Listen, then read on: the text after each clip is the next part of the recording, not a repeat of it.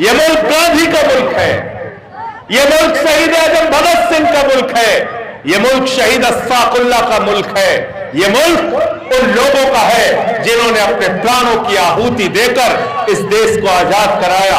1857 में तमाम वो क्रांतिकारी, वो मौलाना, वो उलेमा जिन्होंने अपना सर कटा के इस मुल्क को आजाद कराने का काम किया, ये मुल्क उनका भी है। ये मुल्क है पंडित राम प्रसाद बिस्मिल का, ये मुल्क है रोशन सिंह का, ये मुल्क है राजेंद्र नहरी का, ये मुल्क है शहीद खुदीराम बोस का।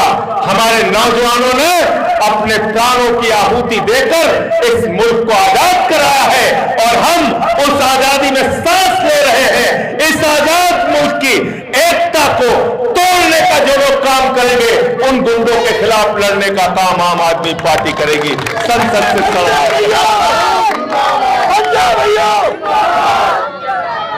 और इसलिए मैं कहना चाहता हूं, जो लोग आज देशभक्ति की बात करते हैं, जो भारतीय जनता पार्टी के लोग राष्ट्रवाद की बात करते हैं, याद रखना, इस देश को आजाद कराने के लिए कोई भी बीजेपी वाला और आरएसएस वाले के पुरखे ने अपनी कुर्बानी नहीं दी।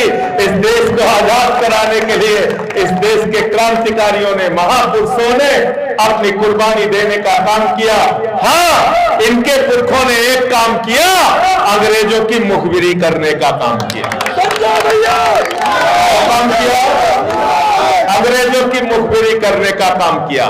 इसलिए आपसे कहने के लिए आया हूं, राजनीति शिक्षा की होनी चाहिए, राजनीति अस्पताल की होनी चाहिए, राजनीति गांव के विकास की होनी चाहिए, राजनीति कस्बे के विकास की होनी चाहिए, शहर के विकास की होनी चाहिए, राजनीति उत्तर प्रदेश के विकास की होनी चाहिए, राजनीति रोजगार की होनी चाहिए, राजनीति भेदभाव के खिलाफ होनी चाहिए। इसलिए हमने नारा दिया है, रोजगार दो और सामाजिक न्याय दो। भैया और जब हम रोजगार की बात करते हैं तो हम उन नौजवानों की भी बात करते हैं जो प्रयागराज में इलाहाबाद विश्वविद्यालय में पढ़ाई करके नौकरी के लिए लड़ाई लड़ रहे हैं।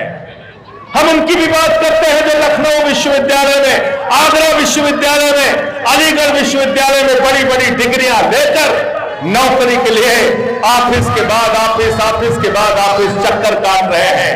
अगर हम रोजगार की बात करते हैं तो हम शिक्षा मित्रों की भी बात करते हैं, आंगनबाड़ी की भी बात करते हैं, आशा बहुओं की भी बात करते हैं, रोजगार सेवक की भी बात करते हैं। और जब हम बात करते हैं रोजगार की तो हम बात करते हैं उस रेडी पटरी वाले की भी बात करते हैं जिसकी दुकान को योगी बाबा का बुलडोजर उड़ा देता है।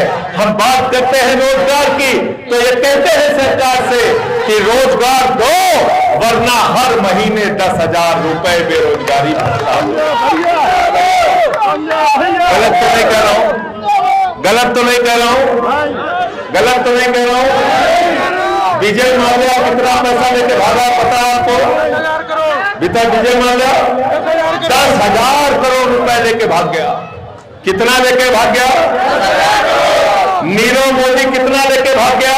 20,000 करोड़। नीरव मोदी मेहुल चौकसी कितना लेके भाग गया? 20,000 करोड़। ललित मोदी कितना लेके भाग गया? 3,000 करोड़। नितिन संदेशरा कितना लेके भाग गया?